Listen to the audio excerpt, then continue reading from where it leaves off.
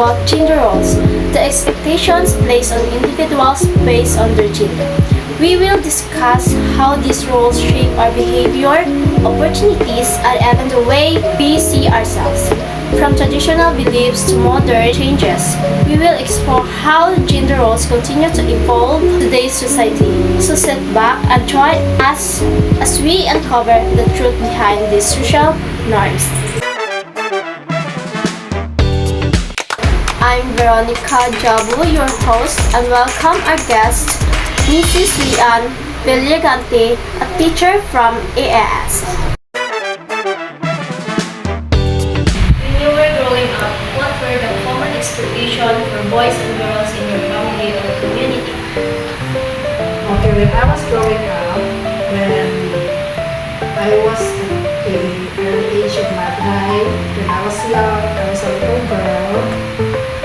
Girls are expected to do the household chores, to help their mother in laundry, in washing the dishes, while the boys will help their father in repairing broken things at home, fetching water. What else for the boys?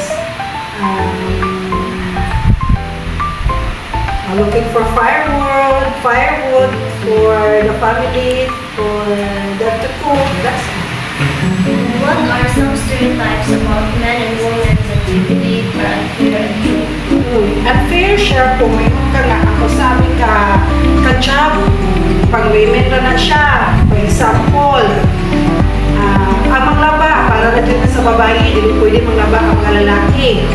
Whereas, in fact, ang mga lalaki, pwede dyan kalaba. Pwede i-train ang bata as early, as girl, wala siya or boy, ang maglaba kay etiquette, no? Kung magagkok sila. Kanan, pwede sila kalaba, pwede sila kahiyang sa pamilya na maglaba. Kung ikaw, driver, for example, we have ladies here na taxi driver sila. So, dili mo na kung driver ka, kanang lalaki na dyan ka.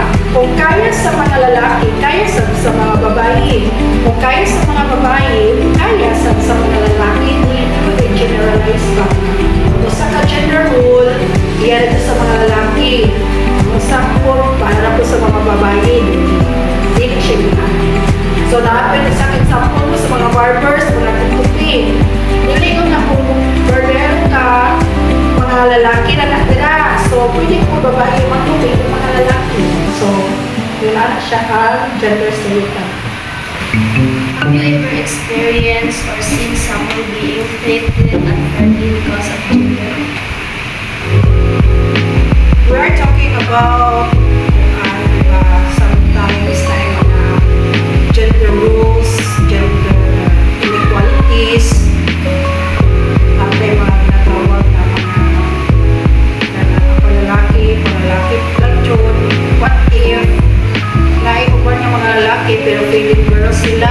So, most of my best friends are syempre belong sila sa mga gays. Sometimes lang po sa mga sinakuna pa ba, hindi kayo accepted sa kadaghanan na sila gays o mga yagaan sila, balik ko yung nananaga, which is unfair.